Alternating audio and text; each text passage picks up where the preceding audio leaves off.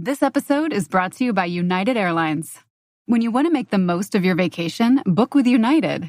They're an airline that cares about your travels as much as you do. United is transforming the flying experience with Bluetooth connectivity, screens, power at every seat, and bigger overhead bins to help fit everyone's bag. And with their app, you can skip the bag check line, get live updates, and more. Change the way you fly. Book your next trip today at united.com. With Lululemon, the real gift happens when they're living in it. When you give the fan favorite everywhere belt bag, the real gift is... And when the ultra-soothing Rest Feel slides are the gift, you're really giving them...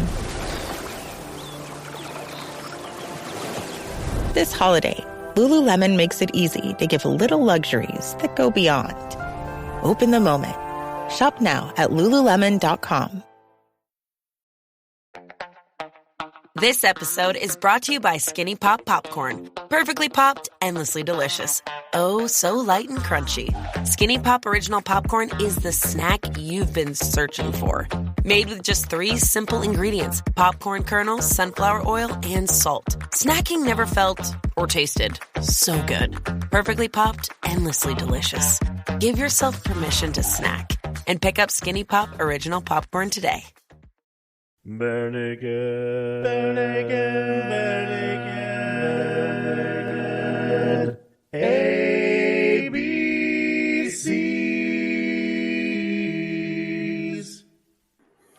Welcome to the Bare Naked ABCs, where we discuss every single Bare Naked Lady song from 7 to Y. We are just now passing my birthday, and don't worry, you guys don't have to buy me anything. I've always wanted a big backyard, but now all I really want is a home. Wow. That also requires money to purchase, though. That's true, yes. I don't know, it could be a home on the range. You can have a nice treehouse with deli meats in it and our little refrigerator.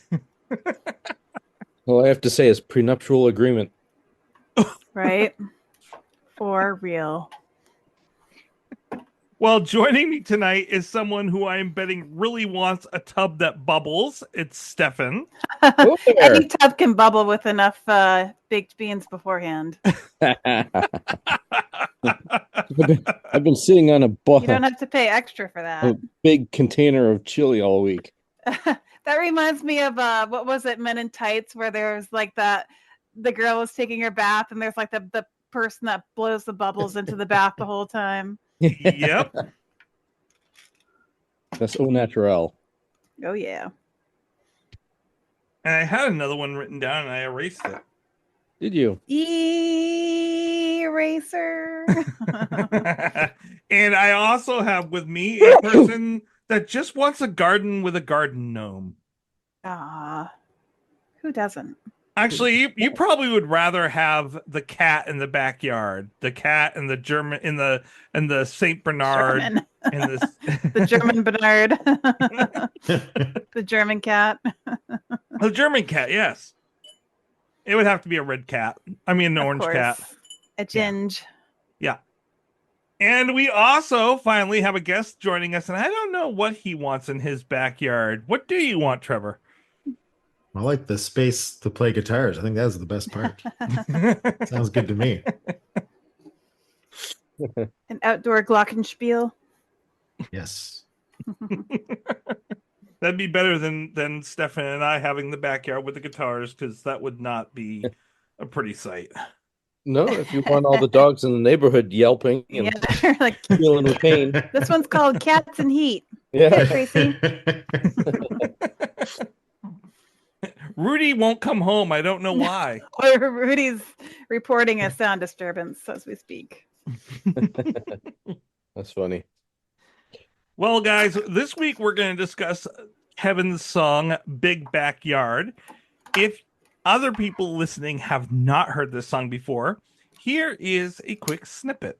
I always wanted a place with a big backyard, with a neighbor who waves while mowing the lawn. A big oak tree with a swing for my son, and my daughter in the big backyard. And of course, this is off Detour De Force from 2012. 21. It took me a second to get there. Yes. It's like AI replaced you for a second. 2021. The Detour. Detour. Interesting fact. I think it's interesting. They have played this 132 times in the last 3 years. Nice. Yeah. It's insane. And they've only done 165 shows. Wow. Wow. So there's only 30-ish shows, 33 shows that they have not done this at. Why? Why would you exclude it then? Makes you wonder. Does it really? I mean, no. Yes. They only have I mean, yes. They only have like 300 songs in their repertoire that they could pull from. The oeuvre. That's it? That's crazy. Right. A little more than 300, probably Crazy closer to 340. That's a lot. It is a lot. That's why we've been doing this forever. Yeah, and we're Just about still to say. going. Gosh, I thought this was the last night. Few more. Two more. Oh No gosh. way. This podcast will never end. This is a podcast that never ends. What we don't have Aaron, so we really can't do a breakdown of the music unless Trevor, you know the breakdown. I will preface this by saying that this will easily be the worst breakdown I've given on this show. So don't feel like you have to replace Aaron or Heidi right away completely. But here's what I've got, and I've gathered this.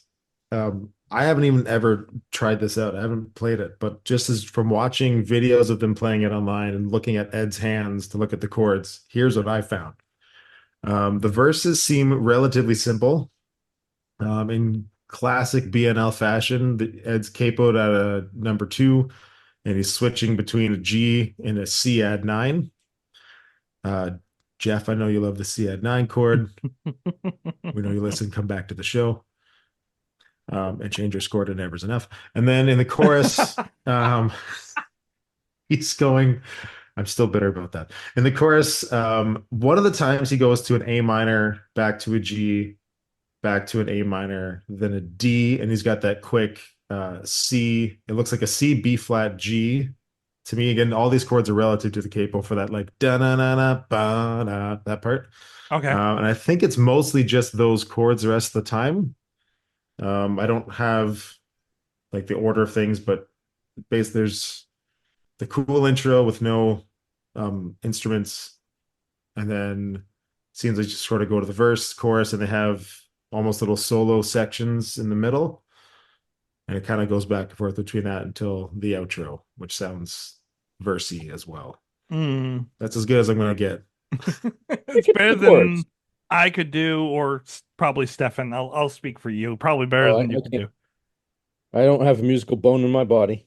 I can't carry a note if it was strapped to my back. Wait, what's strapped to your back? My big backyard. Boom. Set up and land. Absolutely. It's like we know each other. One of the things that is a neat little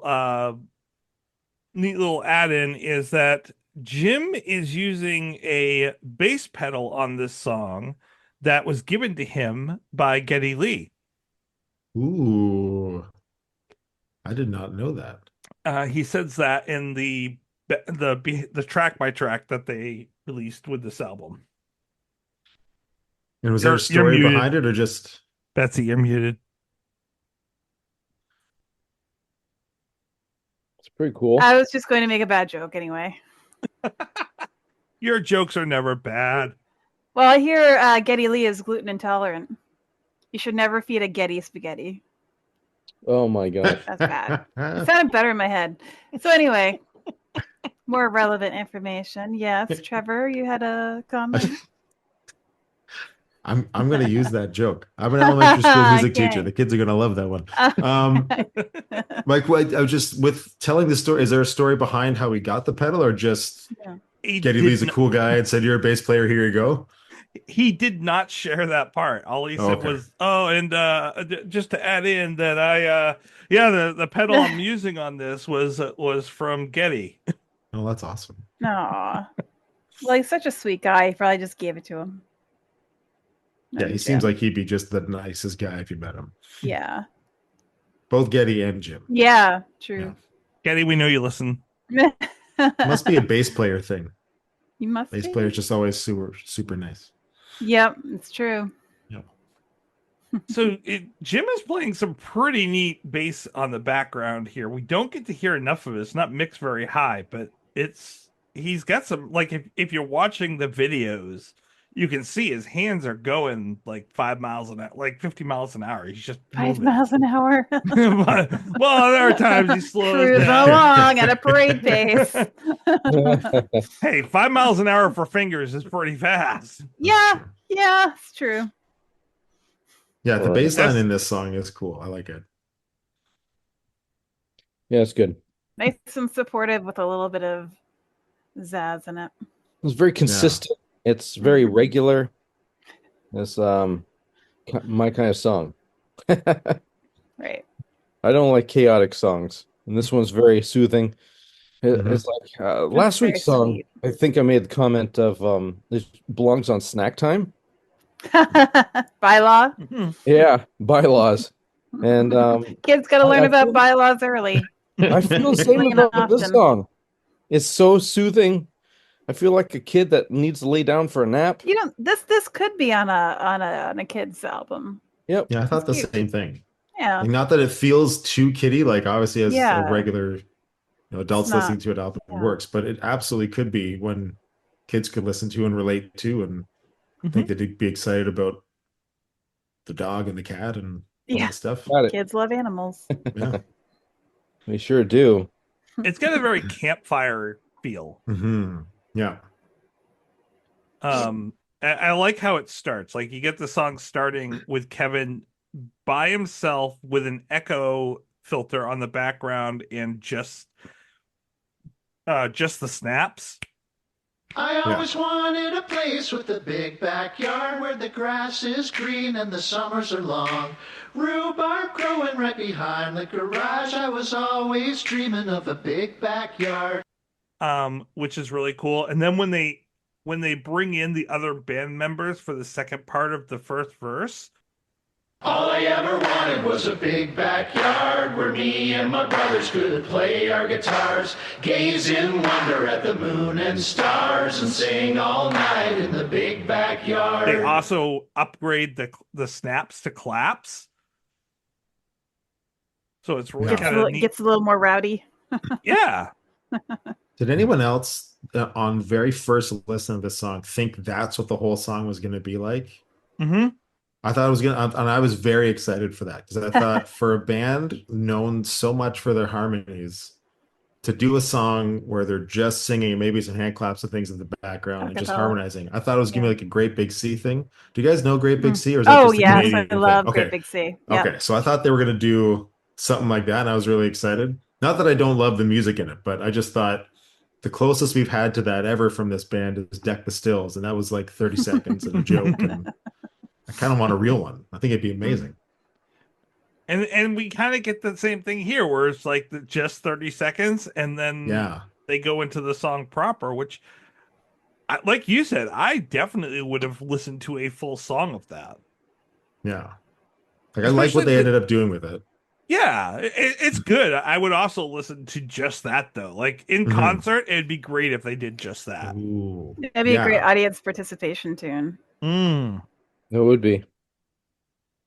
You should take note, and then when you see them, like VIP ticket or something like that, or see them. Yeah.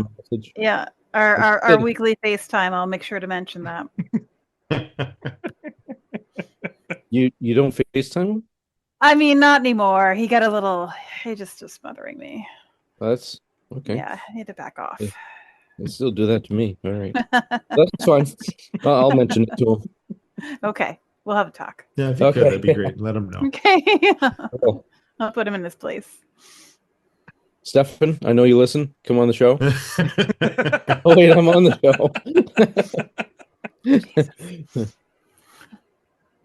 Another note that I had for this song is Ed with his low harmonies in the background. Yes. He really excels like in that lower register. I always wanted a place with a big backyard, with a neighbor who waves while mowing the lawn. A big oak tree with a swing for my son and my daughter in the big backyard. And it's great because it's not overtaking Kevin. It's just kind of, it's making that lead sound thicker. Yeah, it's really well, it's almost like what we said about Jim earlier, right? Like it's supportive, and he's getting in there. I don't know, I have the same note that the Ed's vocals in particular, and right away you don't really notice him like on first listen because you're listening to Kevin, but then like now I found this was a song that the more I actively listened to it, the more things I picked up. Like I think I say this every time I come on here. I don't like analyze music unless I'm on this show, and I like sit down and like really listen to the songs. And so the more I listened to this one this week, the more little things I picked up. Well, yeah. I think that's what makes this song quite a popular song. Is not only is it smooth, but it's also relatable to most people. But what's happening underneath the water per se is quite a bit. Yeah. On top, it's a nice smooth duck, but underneath, it's paddling like hell. There's a lot going on. You got to be careful with Ed under the water. Really? I've gone swimming with him. Did he have a bad case of duck itch or something? You just never know what he's doing down there. No, you don't. He can't be trusted. You're right. No. He does scuba dive, doesn't he? I feel like he's talked about that. He does everything. Yeah, that's a good point. Yeah, I think he mentioned that in one of the kids' songs, actually. Everything. He doesn't like spinny rides, though. Neither do I. But I don't either. What the hell is the point of a spinny ride? I used to, and then I got old. Yeah. I don't think I ever did. I think even as a kid, like I feel sick now. I'm not gonna do this anymore. I could do tilt-a-whirl as a teenager, and then like a few years later, I'm like, nope. I was doing good, and then my daughter brought me on a spinny ride this year, and I'm like, oh yeah, I am getting old. Okay, yeah. This is a new level of hell that I have yet to experience. Dad, you want to go another one? Yeah, give me about 10 minutes. Yeah.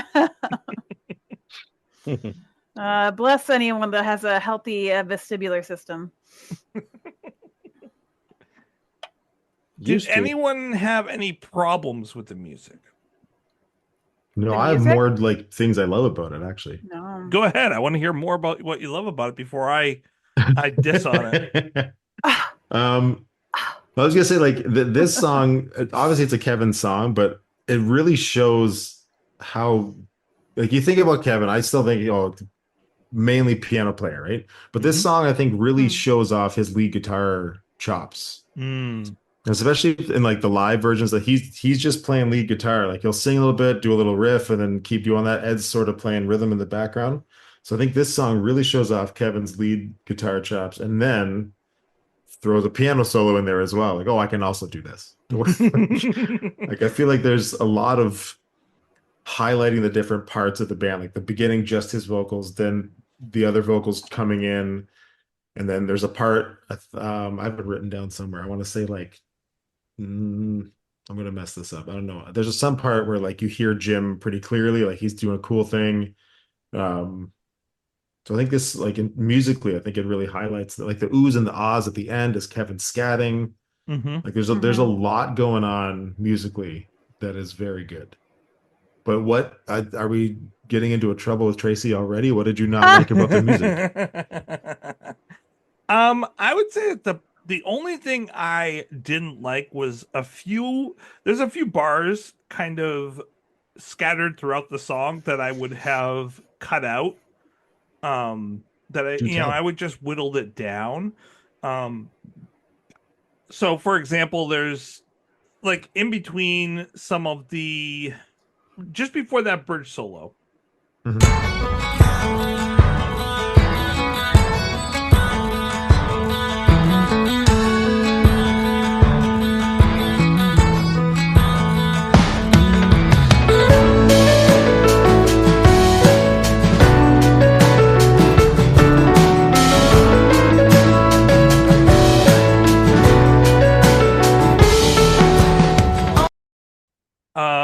He has about four bars or 8 bars, depending on how you're counting it, of simple playing.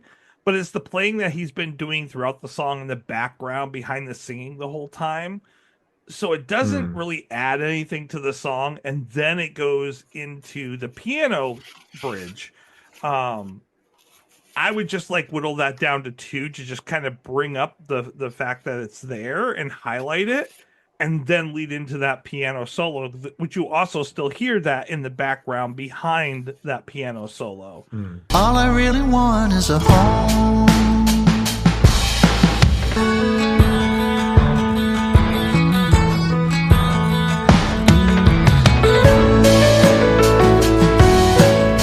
And then at the end of it, the same kind of things. Like there's this during that outro, I would take out about 8 bars and cut it down to 2, because they just kind of repeat this. I don't want to say boring, but it's what they've been playing throughout the song, and so it's not anything new. And it's okay to have it in there, but it just goes on for a very long time without adding anything to it. And I would cut those down to just 2 bars and then have it lead into the outro part where you get the ooze and stuff like that, to simplify. Like somebody in the background singing a little bit higher every now and then. Yep. Kind Or of just out of monotony. Either that or add something into those bars. Like it's too simplified at that moment, and it's not building the song. So I feel like it's this lull in the song that doesn't need to be there. But at the end though, I think there's a reason for it. Like when he's like, you're talking like the da da da da da da da da da da da da da, like that part.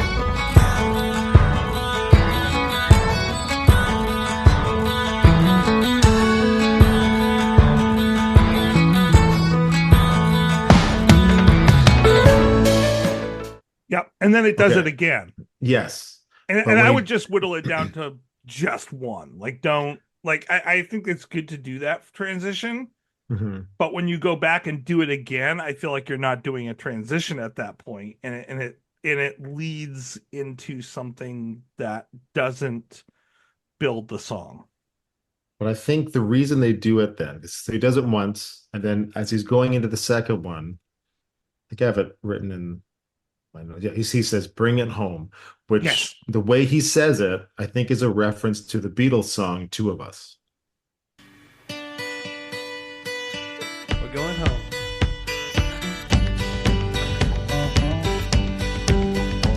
You better believe it. Okay. Which at the end of the song is like, "We're going home," and it's like the same sort of like riff repeated at the end. So I think that's what he's going for there. Okay. It's funny you say that, because I was thinking like the feel of the song to me musically is like when they have like a slightly longer outro, it feels like they're walking you home in a sense.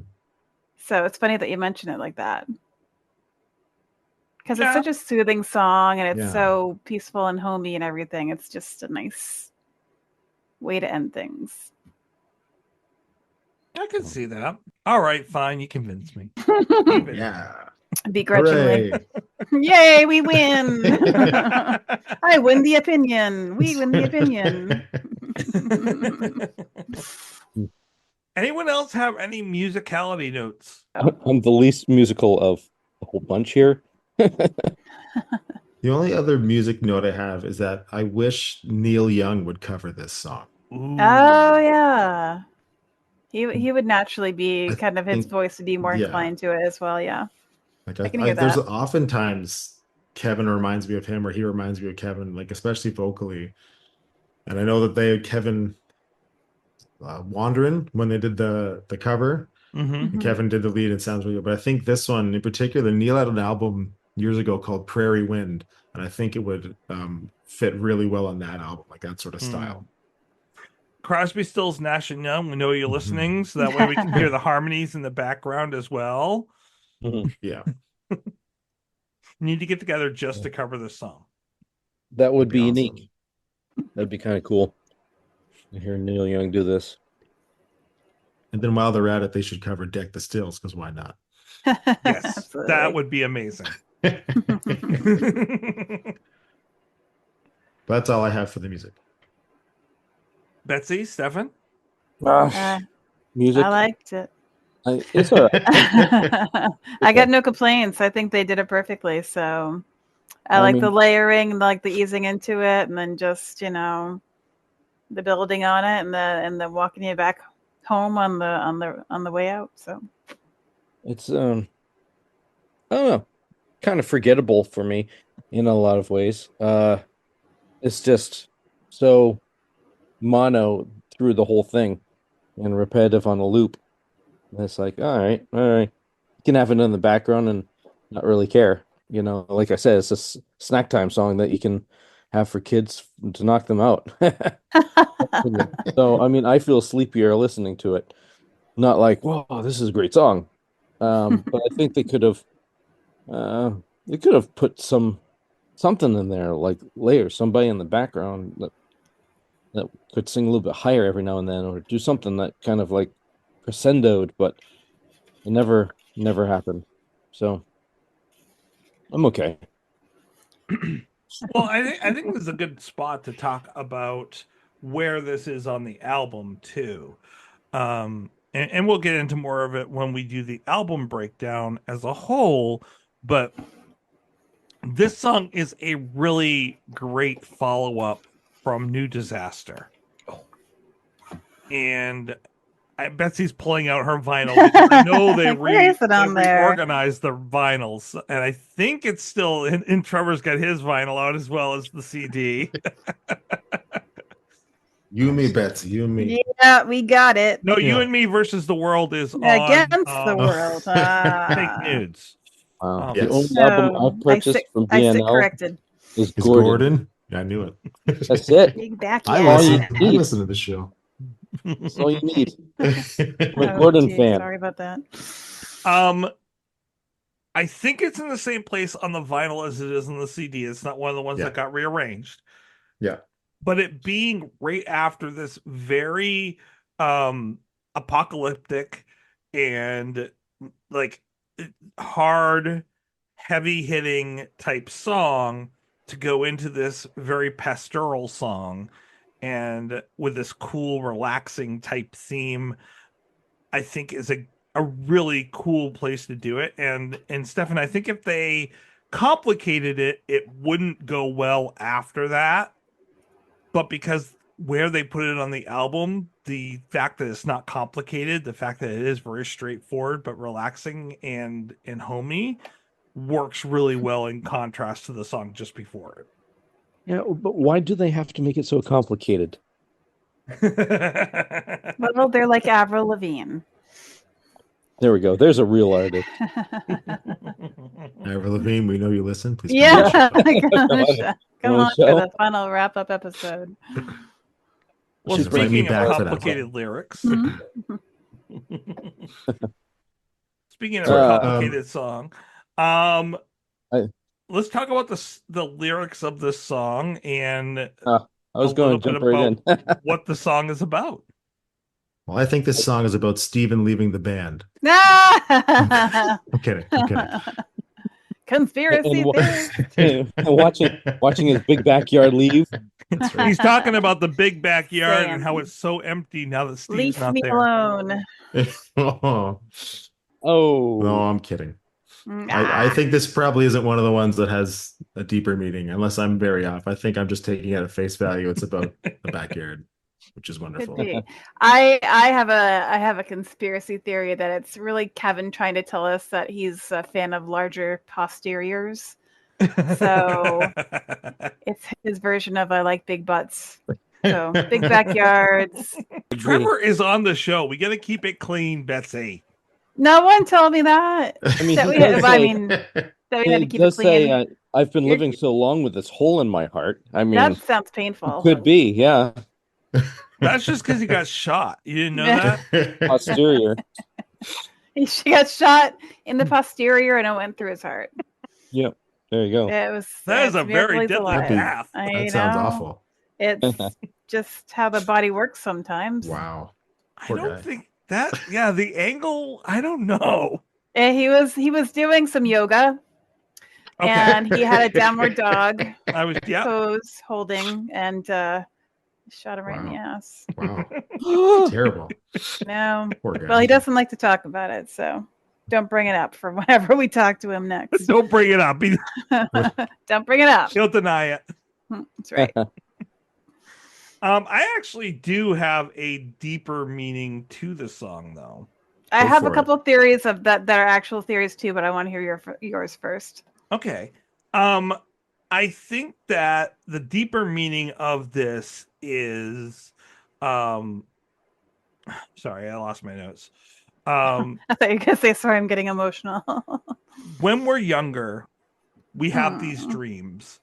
It kind of going along, Stefan, with what you were saying about snack time. Like, as when we're young, we have this belief about like all the things that we want in life, and they get bigger and bigger as they go along. They get more and more specific, to the point that it can sometimes get out of control, like having buffalo roaming in the big backyard.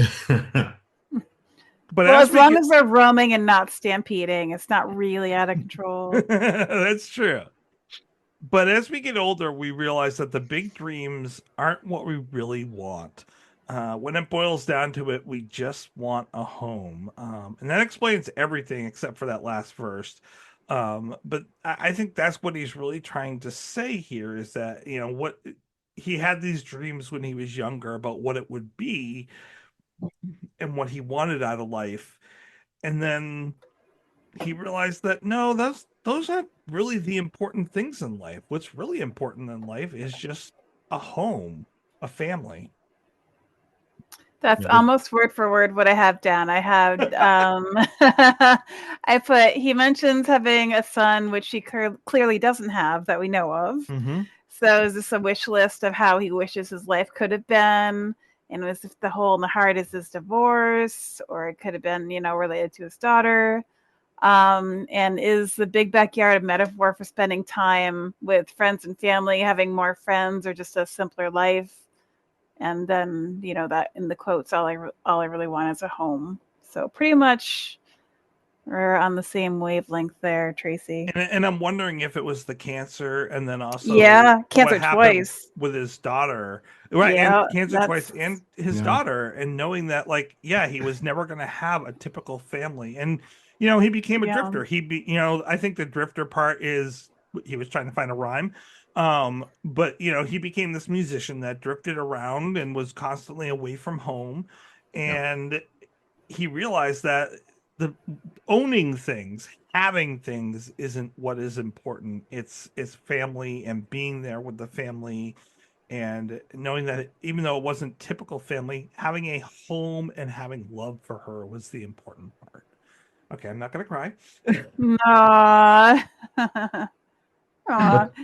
Yep. Yeah, and there are a lot. Like I've written down that there are lots of references to family. Like the very beginning, place to play guitar with his brothers, a porch for your mother, son and daughter, even the pets like the Saint Bernard and Rudy the cat. Like it's all family. Yeah, and it's important to note he came from a big family. Yes, and so like I was gonna make fun of the 18 chickens and the Saint Bernard and a cat named Rudy, like. But when you think about it, like that's in some ways kind of like filling in this spot of not having a big family in his home anymore. Yeah. Yeah. I concur. Well, and it sounds like, at least from his social media, that he keeps in touch with a lot of his family, and he's always doing something, it seems, whether it's collaborating or traveling or recording or just keeping busy. So I mean, that in and of itself can be like, you can carry a home within you kind of mentally, But I think, maybe he's referring to that, or maybe he's actually referring to like somewhere physically where he feels like he can just feel safe and relaxed, that kind of thing. I think this is a testimony to the today's home prices and how it's not affordable for most people. The real estate is crazy. You go into any bank, and most of the tellers and the people who will help you try to get your loan don't even qualify for a home loan themselves from the same bank. So, there it is. So all I really want is a home. All I really want is a loan. Is a loan. Yeah. I think it's a loan now. He's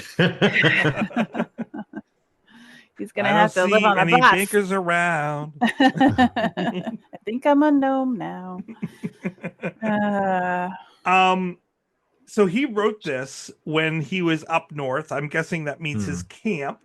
And probably. He was emptying out and renovating his boathouse and making it into a music space, and he emptied it all out, and he was just sitting in there and playing this really simple drum kit that he had, and enjoying the way the snare sounded in this empty room. And he just started singing the lines about wanting to play in the backyard with his brothers and the guitars, and that's where the song came from. Oh wow! Aw, that's sweet. That's that cool. Man can find inspiration anywhere. I was going to say, Kevin is so much Paul McCartney. Yeah. Like, he can just be sitting in the toilet and have an inspiration about what he wants to sing. Well, I mean, that's one of the famous things. You can't put the lid up and then sit in the toilet like that. You learn that lesson once, and then you remember. So you just compared him with Paul McCartney. Yikes. I think that's a stretch. Strong disagree. Fine. No, I definitely see that. Like, I don't know, like Paul, like even if you listen, like a lot of the Beatles stuff, Paul knows exactly where to put the bass lines and how to do it and not to overshadow things. And Kevin does that all the time. He adds little sparkles here and there, and to quote this show, beeps and boops everywhere, and then beeps and boops. Like, so he sort of knows where to, and then not overshadowing everyone else. And yeah. Tyler said it once too on a track by track. I can't remember which song it was, but he's like, Kevin has a master's degree in moments. I have that note written in my notes because Betsy, you said it last time. Yay! Yeah. I love that quote. Yeah. And I thought this is exactly that type of song. He's thinking like, I don't want to, you all seem very happy with it so far. So I don't want to like bring it down because I know that many of you did not score See the Tower as highly as I would have. But I think this is sort of a similar idea in that it's about one thing. He's not necessarily telling a whole story. He's like telling all these different things about the big backyard. And my theory is if See the Tower sounded more like this song, you would have liked it better. Yes. Yeah. I think it's the same idea. It's like it's all about the tower. It's all about the backyard. All I ever wanted was a sea and tower. I think musically, if it sounded more like it, and also lyrically, because of the way he kept coming back to the see the tower, like that. He keeps coming back to in the big backyard. Yes, but that didn't bother me so much because it lyrically, if it were also the same as this song or similar to this song, I'd be okay. I think it was the repetitiveness and the fact that with See the Tower, it's the same like 4 notes over and over again throughout the whole song, even during the verses versus, as compared to this, where it breaks away from that during the verses. And so then the chorus isn't so repetitive. Yeah. So that's my thoughts on like why I didn't like See the Tower as much as I liked it. Plus, let's be honest, like 10 verses of See the Tower that was a bit long. Yeah. You said there were others that you cut out, right? Push down your microphone a little bit there, Betsy. What? It's like booming. Is it really? Yeah. I wonder if it's a little scrolly thing here. I think it's Even the deaf boy here is like, ouch, my ears. There we go. Oh, that Much better? Yeah, much better. Testing 1, 2, 3. Can anybody hear me? I heard your cat walk in the room behind you, and I'm like, okay, yeah, that's way too loud. That wasn't my cat.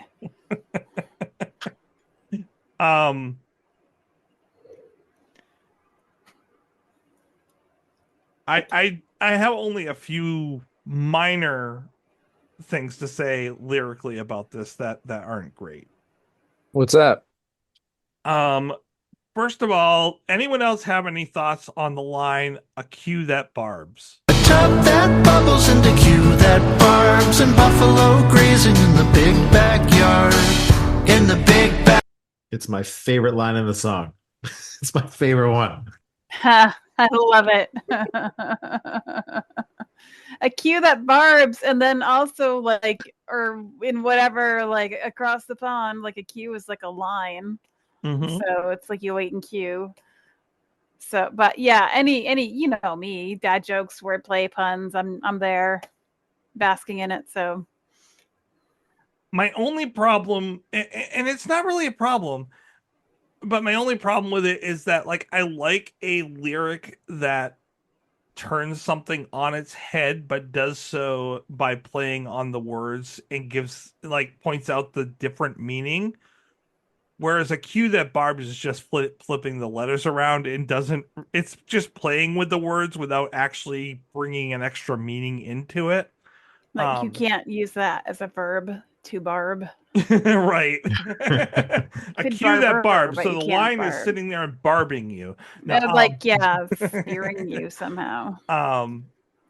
But at the same time, you know, it's a line that most of the time it's okay for me. Sometimes it bothers me, but most of the time I'm like, so I mean, it doesn't take points away or give it, but like you guys, Ed was like, do lyrics get any better than that?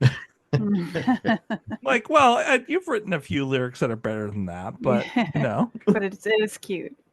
Yeah, it is cute. Kind And of funny. I like yeah. it. Getting a little into the fantasy, like the fantasy area with the whole buffalo. Are there a lot of buffalo in Canada? There Not are a where I lot of live. buffalo in Lower Canada, Is it lower? The plains. but mainly the plains in Lower Canada. Yeah, it doesn't rhyme.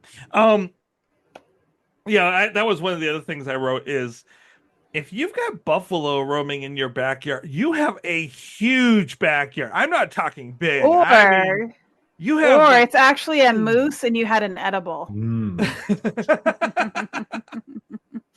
You're like, oh my God.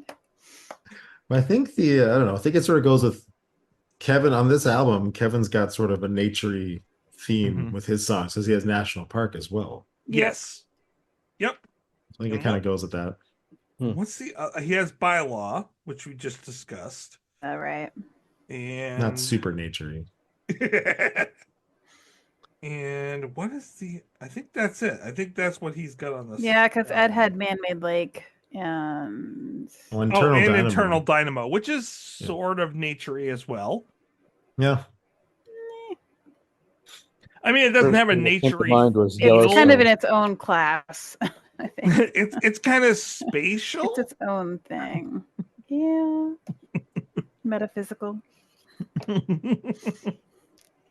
But yeah, no, and I like it when.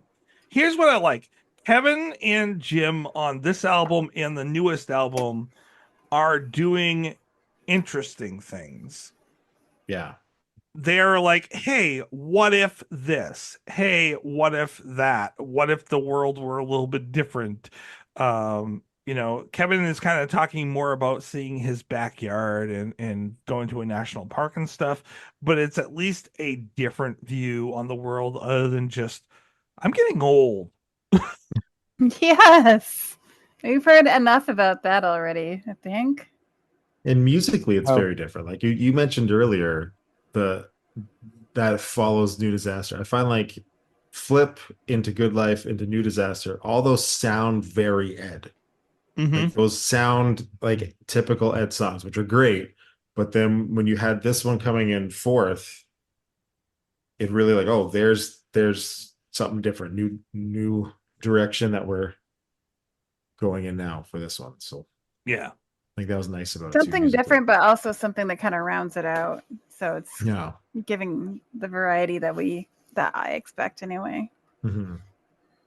I think the part that kind of got me is right in the first verse, and that's what really drew me in is the rhubarb behind the garage. Yeah. Yeah. I know that I was growing up, and my grandmother always had rhubarb growing behind the garage. Mm-hmm. It was the spot for rhubarb to grow, and I'd always pillage it. So I'd always grab it, peel it, and eat it right from the stalk.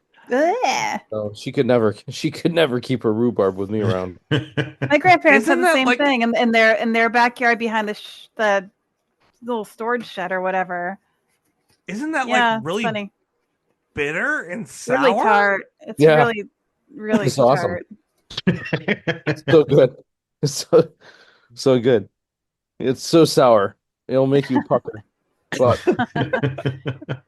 I'm still alive, so I guess like it's a natural Sour Patch Kid, huh? Yeah. So I would always discourage her from making strawberry rhubarb pie or anything like that because I cleaned her out. So I would eat it raw.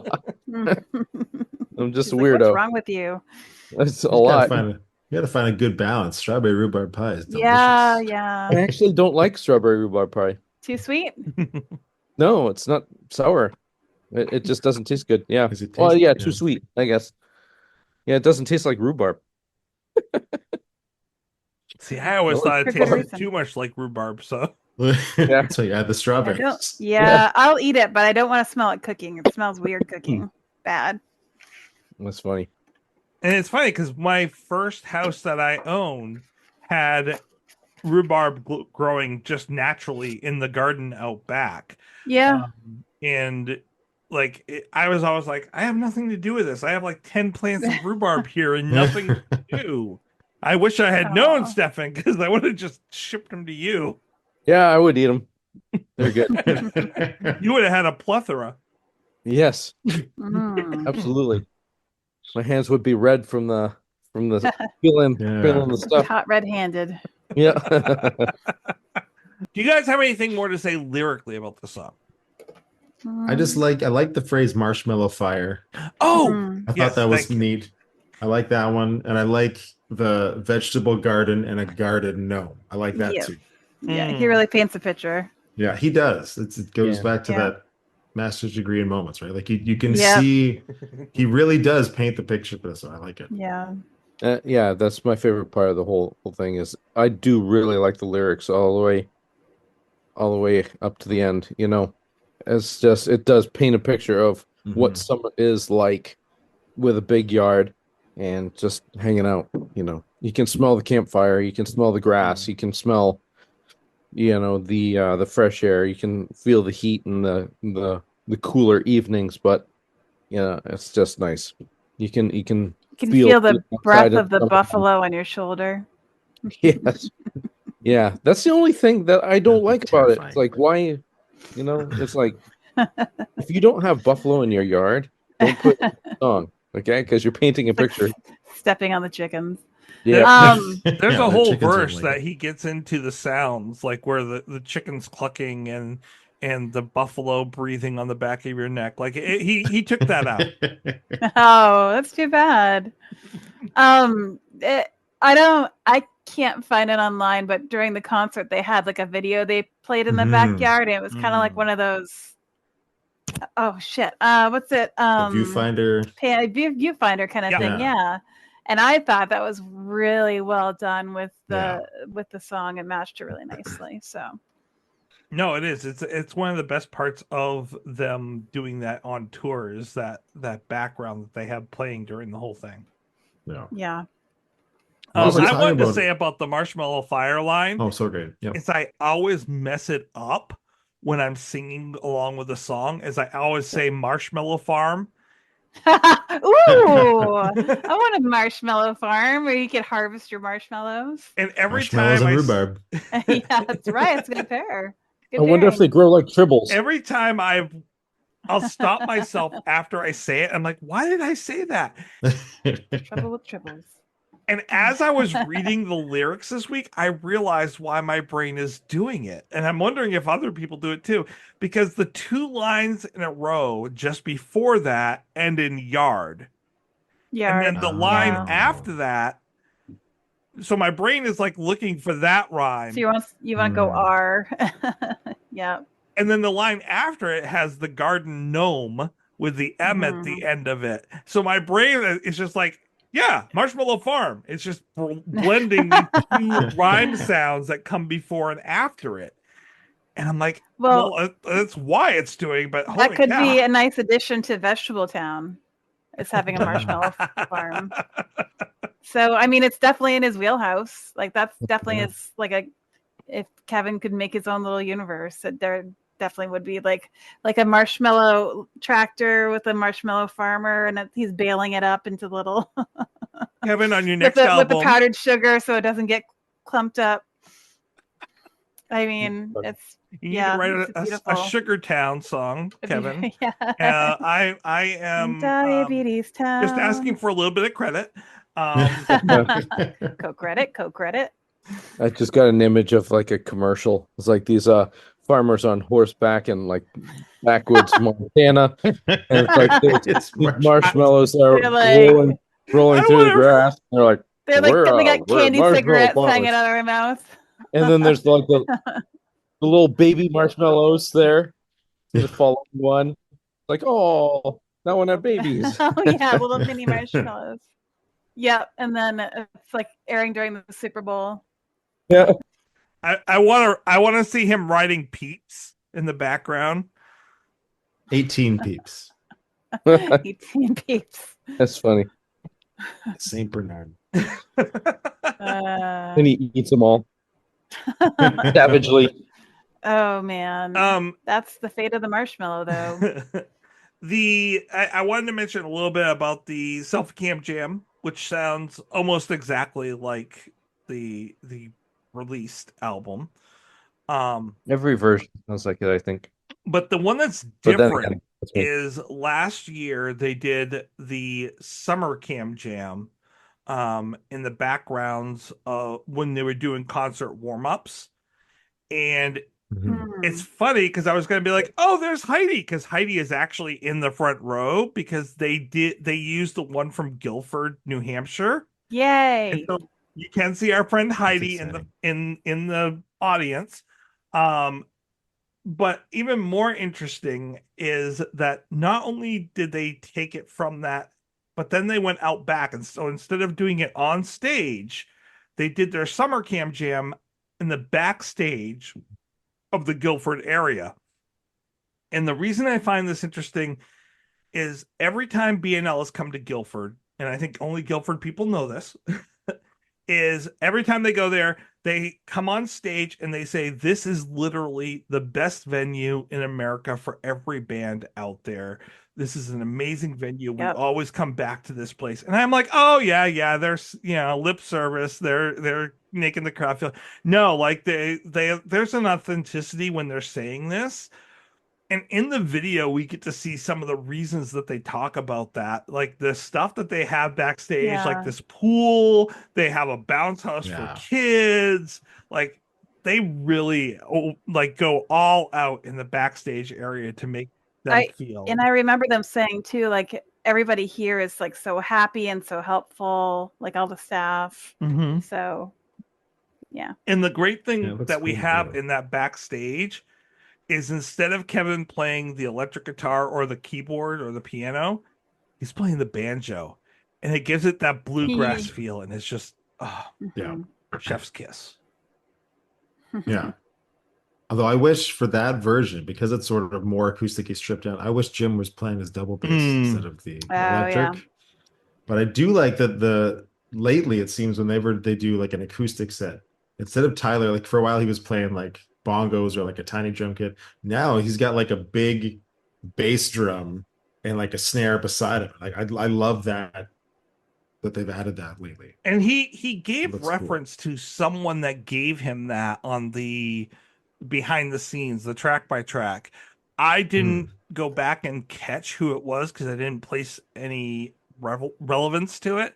But if you go back onto the SelfieCamJam and onto the behind the scenes discussion, he does reference who gave him that big bass drum for playing. Oh, that's cool. Look it up. Speaking of the SelfieCamJam, does anyone else feel this one looks too slick? Mm-hmm. Like compared to a lot of the others, I feel like at this point it doesn't seem like it's a selfie. Like someone, like the camera's moving and they're walking through, and Kevin's doing. I can catch up on it, so. We even get the person reaching their arm out to pull Kevin off the couch. Yes. Kevin's doing all these things. Like I thought it was kind of cute, but also kind of corny. The things Kevin was doing, like watering his house plants as if he's still imagining he wishes he had his big backyard. He's Oh yes, yep, I remember it now. Yeah. But what I It liked was a little about more it, staged, yeah. yeah.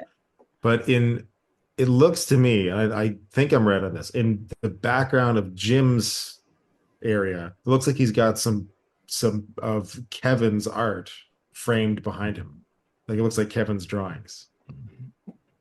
Let me look.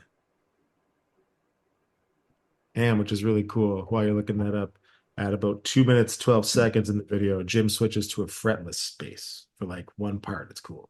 Kevin's style. It does look like Kevin's style stuff. Now, I could be wrong, but it looks to me like it's his stuff. It definitely could be. It is definitely along the right lines. No pun intended. Or it could be like that I'm gonna mess his name up. The Noravo paintings, Marcel Noravo, from when he did that. There Are No Fakes. Yeah. That documentary. No, it doesn't. It doesn't look. It looks like it's Kevin's drawings, like his Norval Morrison's here. Yeah. That's the one. Yeah, I'm looking at it on the biggest screen, and it definitely has a Kevin feel to it. I can't say for sure though. Yeah, it looks like it's that sort of style. I love how they all have their own like little studio in their home. Yeah. But don't you wish one of them was outside for this one? At least? Yes. Other than Kevin going around doing his. Well, yeah, that was kind of funny. But I don't know. I wish someone was outside for that big backyard SelfieCam. It would have been great if Tyler had been doing it. Yeah, he'd be the one. That'd be good.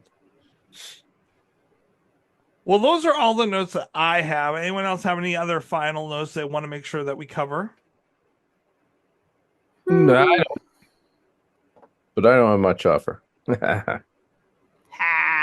So what would we rate this? That is a great question. Buffaloes or Marshmallow Farms? I like Marshmallow Farms. I like that. I was gonna say Q's that barb, but I like Marshmallow Farms. I do too. All right. Yeah, we'll have to go with Marshmallow Farms.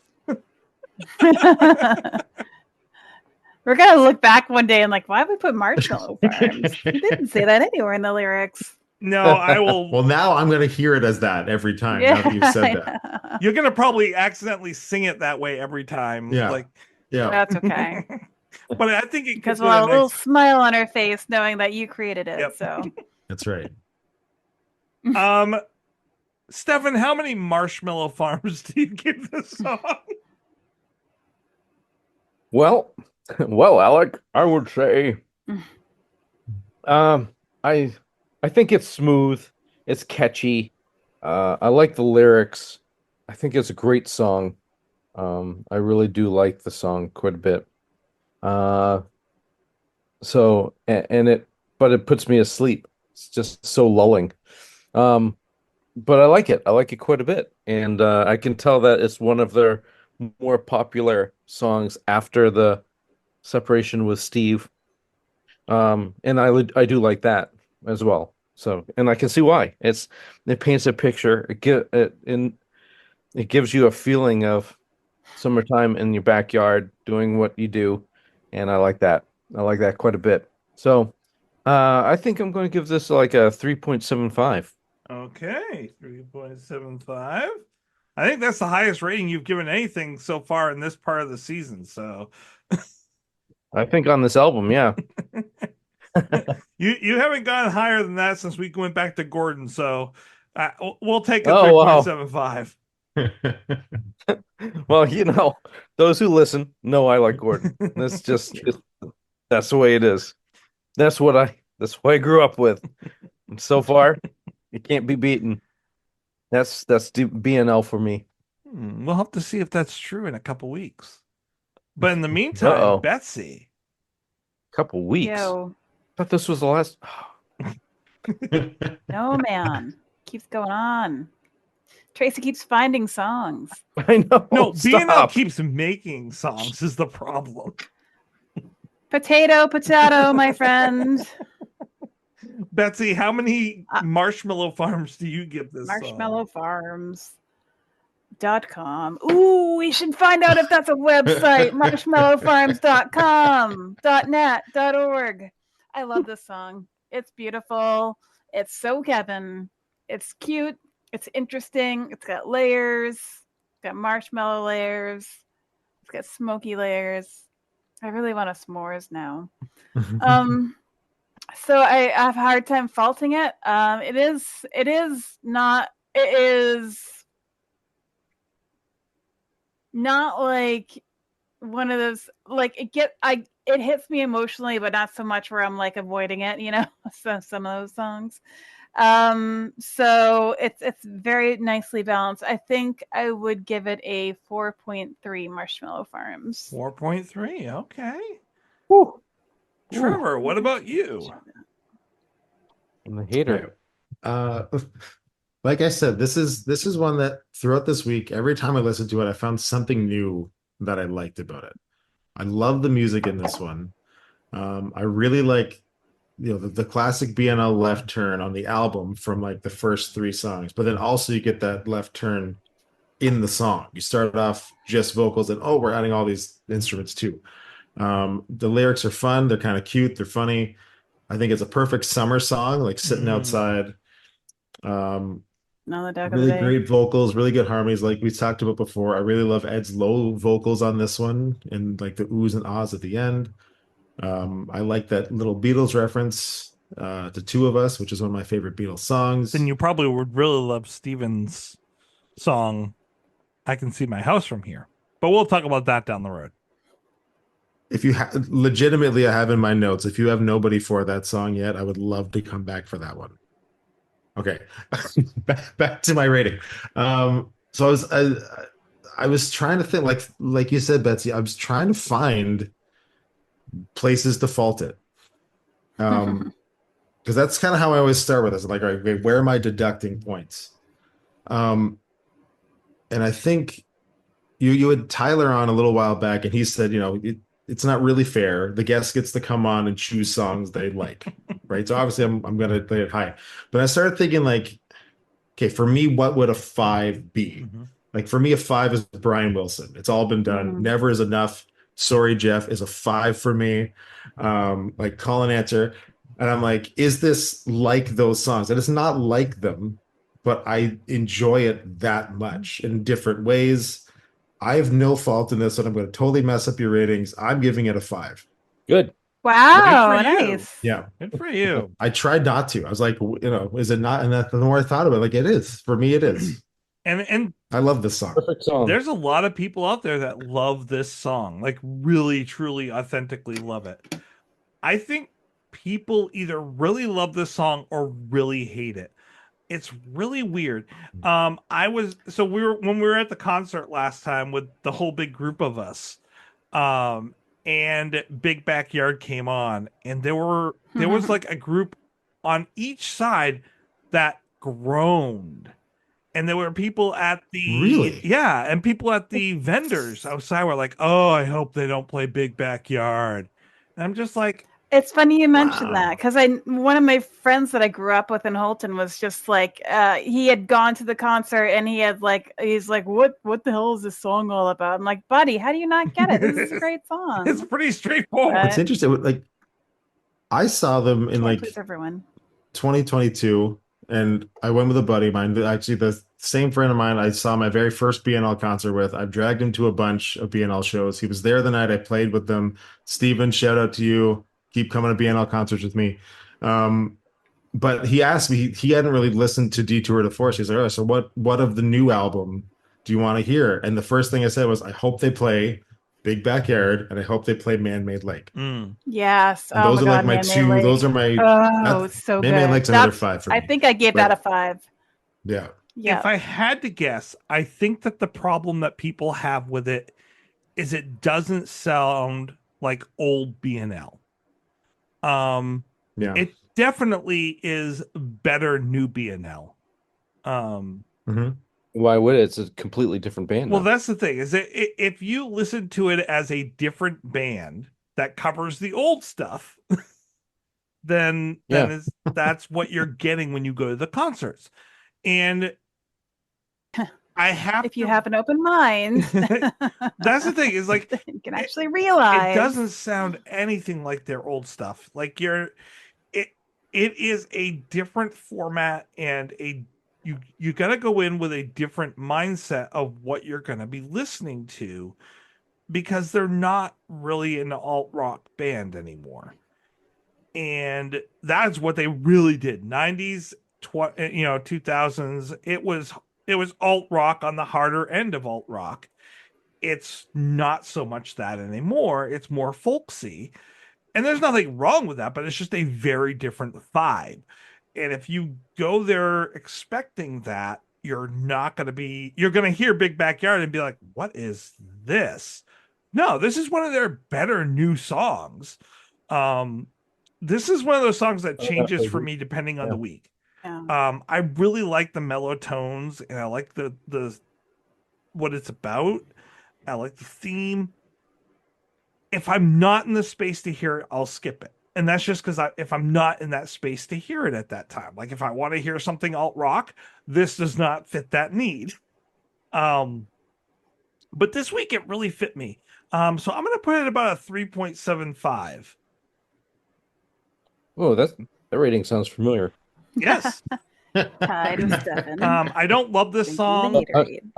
I'm not the hater this week. You're the co-hater. I know. The co-hater. Co-hater. One glass of Haterade, 2 straws. You split it. Yep. Yeah. We'll split the haterade. Cute. Like you're at a malt shop or something. It's not that we're hating it. Well, I was just about to say 3.75 isn't really a hate. No. I like the song. I like the song quite a bit. I don't hate the song. I also don't love big butts. I cannot lie. But and yes, that's a big butt. But I do love a big backyard. But right now, my big backyard is not so much fun because the leaves are falling and baby, it's cold outside. And it's just not fun to be outside when it's this cold outside. So what's the next song? Your baby's off. What's the next song, bud? Next week's song? Next week we're discussing when B&L covered Baby It's Cold Outside. Oh, really? Smooth. Do they? That's quite a controversial song. And the good news, guys, is we are now done with the album proper songs. We have 2 more songs left to go, but they are no longer from actual albums. That's it. We did it. We covered all the proper album songs. Baby and wow, congratulations. So have we covered any of the cover songs that BNL does during their concerts? A lot of times they'll do cover songs. Have we touched on any of those? Oh, and medleys. They do a lot of medleys. Excuse me for a second, Trevor. Plug your ears. Fuck you, Steven. Such language. That will get edited out, but you're welcome. Better not be. You can still gotta open up that BNL After Dark channel. Do a whole other podcast just of medleys. Just of medleys, just the covers that they've done in concert. We would be here another 5 years, Stefan. Oh, what do we? Down. I'll be you here. say that like it's a bad thing. This is like the only podcast I listen to. So. Yeah, I know. Like this is some sort of threat. I mean, it's Threatening me with a good time. it's not bad, but I will say that the last year has been really tough for me with the last two albums. Last two albums are not what I come to BNL for, and so it's been tough covering these last two. Bit of a grind. Gotcha. Well, You did stuck it out, buddy. And I'm sorry, It's I'm done. such a purist. You did it. I'm sorry. Probably the least favorite character for you, Trevor,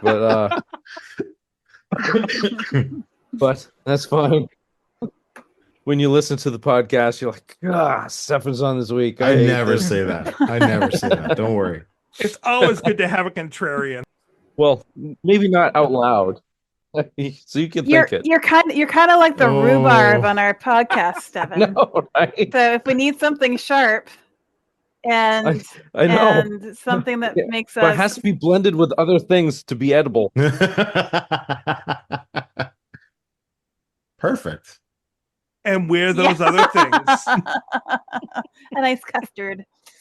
Yeah. Yeah. And I'm the sweet ice cream that mellows you out or something. I don't know. All right, I love Steven. Wait. Loves his sound. Rhubarb with ice cream? No, like a strawberry rhubarb pie with some ice cream on top. That works. Snack time, buddy. Yeah. Thank you, Trevor. That sounds good. Over to the marshmallow farm and you're all set. Yeah. Melt it up, get some fluff on there. Delicious.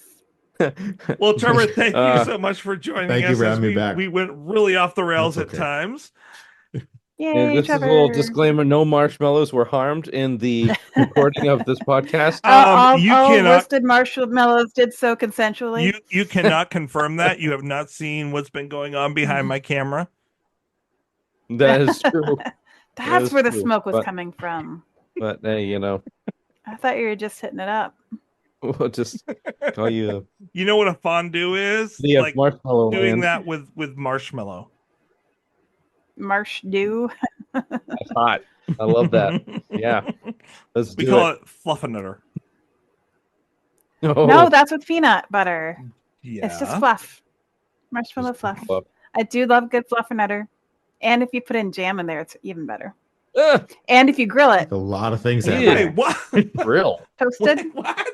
Toasted? Never You've grilled ever it. toasted a fluffernutter? No. You're not living. Never done that. I have never then grilled again, a fluffernutter. Okay, Betsy, the next. One of my favorite things is a grilled cheese sandwich with strawberry jam on top. I might have a brain tumor. If I was eating fluffernutters, I couldn't afford a toaster. Next year, when we have our summer get together, you're gonna have to make this for me and convince me. I'll do it. You know I will. I like interesting flavors, but that just doesn't like in my brain of what it sounds like it should be. It doesn't sound good. But I've also had numerous things where I was like, that sounds absolutely horrendous. And then I was like, this is like... And your palate's like, hey. One of the best things I've ever eaten. Yeah. I'm telling you. Trust me. Trust me. Well, thank you again, Trevor. Thank you. I love coming on the show. Thanks, so thank you very much. It's always fun. Yay! You get to watch our chaos. Okay, hold on. Have you guys noticed that Trevor never mentioned anything about fluffernutter? It's a little sus right there. Huh? What? I'll admit, growing up, my brother and sister used to make just peanut butter and marshmallow sandwiches, and I always thought they were gross, but they liked them. I never liked it. Oh. Now, did they have marshmallows? Just like real formed marshmallows, or did they use real marshmallows? They like stick them on. Yeah, okay. I always thought it was gross. Oh. You will find the marshmallow fluff is a better experience. I'll pass it on. I still didn't like the flavor. Yeah. Trevor, I do have to ask you. Uh-oh. I have to ask you before we let you go. Maybe this is a Canadianism, but every time I have this week typed in "big backyard" into my computer in the way that you get all these pop-ups that Kevin get immediate viruses. There's like just pictures everywhere. Canadian. Every time I've typed it in the way that that Kevin puts it in the album, which is 3 distinct words. My computer keeps telling me I am wrong, and that backyard is a single word. See, is that a Canadianism? Because I know here in America, yes, backyard is a single word. If it is a Canadian thing, I'm doing it wrong because I every time typed it in as one word and it kept telling me that I was wrong. Where I live in Canada, I live right on like where I look across at the Detroit River. So I look across at Michigan all the time. We're right on the Detroit River. So growing up, we would get like American TV stations and things like that. So like I still do temperature and Fahrenheit and stuff like that because that's what I grew up with. So if it is a Canadian thing, I'm doing it wrong because I don't know. Sorry. Yeah, it's just. I think that's sorry. Well, have a great too. week, Trevor. Really do hope to have you back when we switch over to I will gladly come back, and I'll tell you, I am very much looking forward to the full album episodes. I want to hear your thoughts on it. I'm excited for it. Yes, and if there's ever any that you want to join, please let us know. I would like to, but I will say I feel that those ones should be just you guys. Like the album ones, you've been on this journey the whole time. I feel the album ones should be just you, but I appreciate the invite. Okay. Well, we do have a few special guests that will be joining us during that process. Well, if that is the case, then maybe fake news. If it's not taken. If it's not taken, I'll do it. We have a couple. Even if it is taken, you're coming on. I've decided. Thanks, Betsy. I'll bow out. No, you got to be on it. It's not. I will let you know. It's not Gordon. So sorry. Oh yeah. Stefan, if you're not on the Gordon thanks for the warning. I'm on the spectrum. I don't have that album down. What? All right. Well, it's going to kick us less than off a minute left. A second time. Thanks, guys. Thank you, guys. Thanks. Great seeing you.